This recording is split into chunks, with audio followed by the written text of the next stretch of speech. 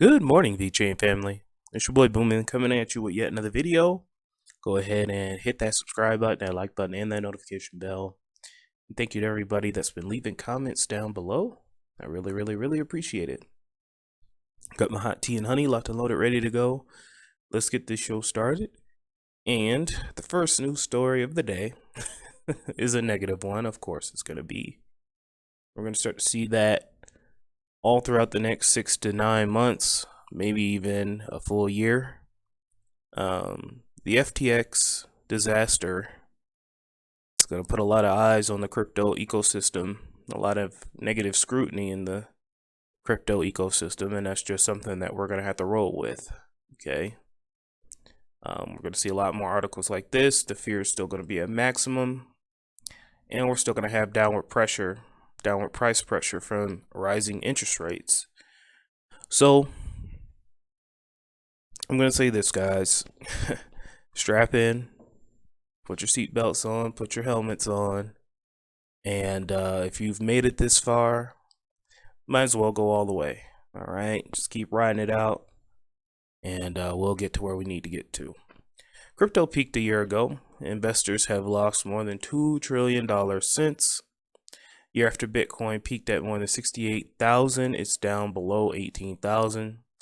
The industry has been hit with macroeconomic challenges, market forces, and scandals. Lots of those. What was dubbed crypto winter earlier this year turned to a disastrous week with the collapse of FTX. And a part of that is true.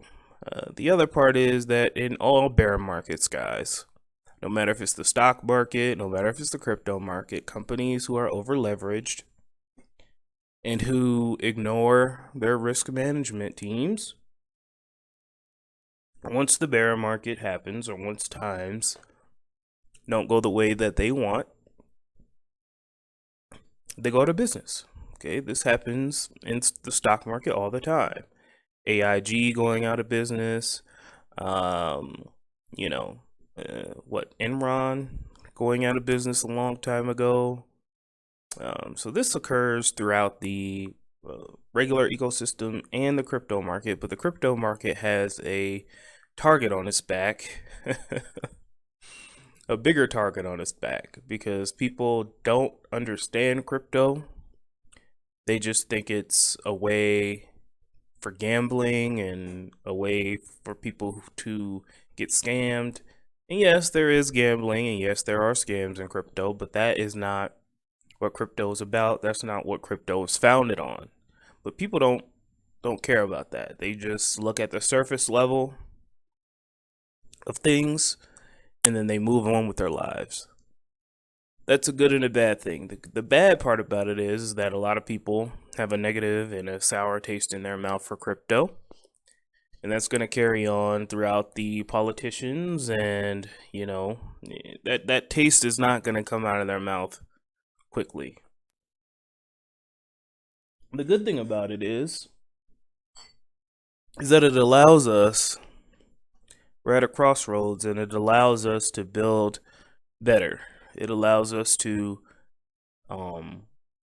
innovate in ways that we couldn't think before. It allows new products to come out. It allows products that are actually useful to society to be built.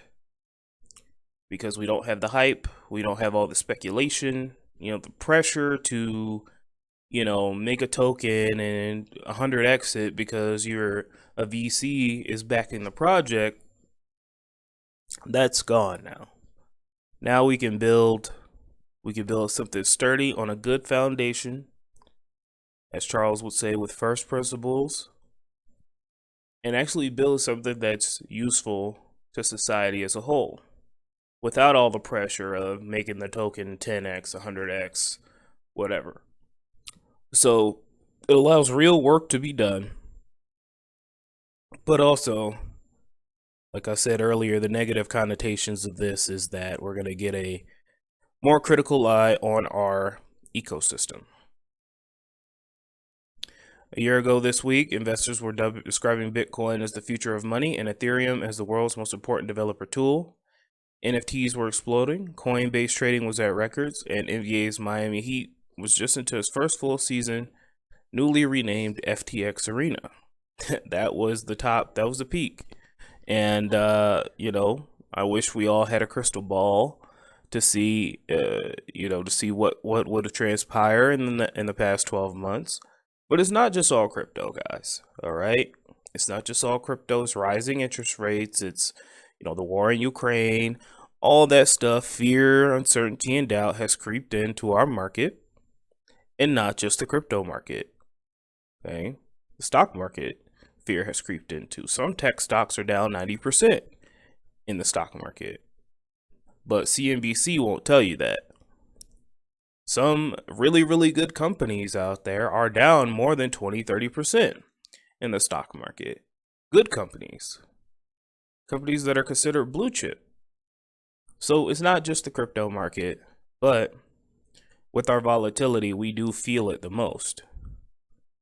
Only thing I'm gonna say is what I'm gonna do. I'm gonna take this advantage to buy up all the cheap stocks I can, to buy up all the cheap cryptos I can, and just hodl. All right? When people are running away, we, the new 1%, the pioneers, the pioneers of new money, we run in. When people run away, we run in. All right? The industry, once valued at roughly $3 trillion, now sits around $900 billion. So we've lost $2 trillion of wealth due to the macroeconomic factors and, some massive liquidations. So we'll see where this goes from here. Okay. Let's go ahead and move on, guys. Don't have a whole lot of news here. Just a little bit of blurbs. VeChain, Victor San Marino, Renato Gralata. Here's what he has to say. We want to help companies, organizations, and public administrations and people to continue to the common objectives concerning sustainability. VeChain, one of the main blockchain platforms, chooses San Marino as its headquarters and launches an impressive marketing campaign through very important sports realities. In June of this year, it concluded a long-term partnership with UFC, the most important organization of the field of MMA globally. I still think that was a great partnership. VeChain is the official Layer 1 partner with unprecedented integration during live events, and television, PPV platforms, original content distributed through UFC's popular digital and social channels. VeChain also sponsors Victor San Marino, the San Marino team that plays in excellence while exhilarating results. In the first 13 league games, the team obtained 11 wins, 1 draw, and only 1 defeat. The declared goal is to obtain a promotion into the Serie D to continue to climb towards the Italian professional football in the coming years. The latest partnership in chronological order is with the Netto ATP Finals, the great world tennis event to be held from 13th of November to November 20th, so tomorrow till November 20th. Here the company will have a privileged location outside of the Paula Apjor, where it can host important personalities and space in the center of the Turin inside of the Gattoni hub for bilateral meetings and moments of confrontation with entrepreneurs and professionals. Not only that, VeChain, in collaboration with EX Plus and World of E, organized a giveaway with free admission, with exclusive prizes including VIP tickets alongside former star Flavia Pentetta and dozens of other digital collectibles. So there's a lot of stuff we're doing, guys. Keep your eye on the prize. Remember that crypto's going to be here tomorrow. It's going to be here the next day. It's going to be here next week. And when it comes to massive gains, guys, we're taking massive risk. You have to take massive action. Doing the average thing, what all the average people do, will get you average results. All right, I'm going to keep saying it because it's true.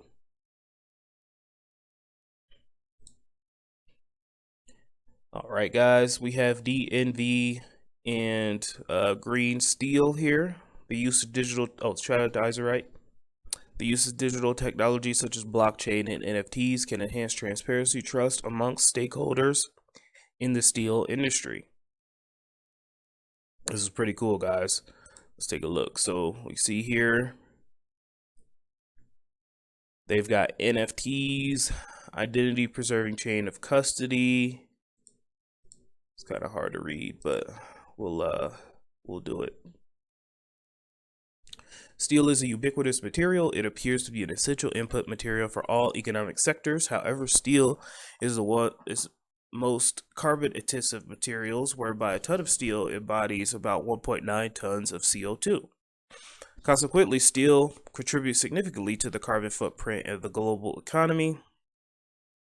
This puts the steel industry under additional scrutiny, not only by the companies purchasing and using the steel, who desire green or low carbon steel materials, but also by investors seeking to pursue sustainable investments, and by NGOs and other stakeholders holding the industry responsible for its environmental impacts. Green steel making, through the use of technology such as hydrogen-based direct reduced iron and electric arc furnace, is anticipated to displace the traditional steel making using blast furnace and basic oxygen steel making. That's interesting. These new technologies also allow steel scrap recycling on a massive scale, but green steel making is still not mature and will scale up in the long run, presumably at higher initial investment costs. However, response to the current market demands for materials with reduced impacts in pursuit of short-term, medium-term decarbonization pathways towards net zero commitments by 2050. Steel makers are urgently seeking green steel assurance. This approach entails a visual reduction of emission intensity of the steel products by allocating a volume of emission savings achieved by improving conventional steel making practices or by increasing recycled steel content of steel scrap. This is pretty cool, guys. I didn't know that there were green ways to make steel. And then they talk a little bit about NFTs here. With non-fungible tokens implemented on a blockchain, immutable and decentralized, trustworthy downstream distributings of green steel certificates can be achieved and can enhance the assurance process. By means of NFTs, emission savings certificates can be issued, subdivided, and stored on a digital marketplace, and eventually traded as tokens, attributed emission reductions to customers. So it's pretty cool. We can see here production verified by a third party, verified CO2 savings, verified certificates uploaded using a digital ID. A block of certificates are created. New certificates are added to the existing block and creating more secure chain of digital certificates. And then the client can digitally see and receive their digital certificate and have it on their mobile device for digital identification. So that's pretty cool, guys. Let's go ahead and move on here. 535 days left to the next Bitcoin block halving, and the markets are going down. Of course they are, guys. Bitcoin's up a little bit, but you know, we see here Matic going down here. A lot of red. Leo token going down. Stellar down. Oh, the Open Network, never heard of that. Is that Tron? No, that's not Tron. So it's a sea of red right here, guys. VeChain still holding pretty strong. Yesterday I put that video out, VeChain holds strong amid all the chaos, and what I meant by that was it's still at 2 cents. You know, we've lost 20% in the last 7 days, but you know, others are down a lot more than that. That's what I meant by holding strong. Let's see if we can keep this up, guys. And just remember, with great wealth comes great risk. And you know, I'm willing to hodl. I still believe in the tech, and I hope you guys do too. Love you guys. I'll talk to you soon with the Cardano updates. Keep chopping wood. Thank you for tuning in and watching daily VeChain and Cardano videos on Satoshi Boomin channel. I want to say a wonderful shout out to our wonderful Patreons here: Maryland for Crypto, Anthony Andrews, Faruz Den, Kyle Bachi, CryptoSVT.si, Angeltopia, DNC Vale, Leon Jackson II, Kragan, All Flare LLC, Lucky VeChain Token, and Catherine Braun. Guys, let's keep chopping wood. Don't let your means be dreams, and thank you so much for your wonderful Patreon support.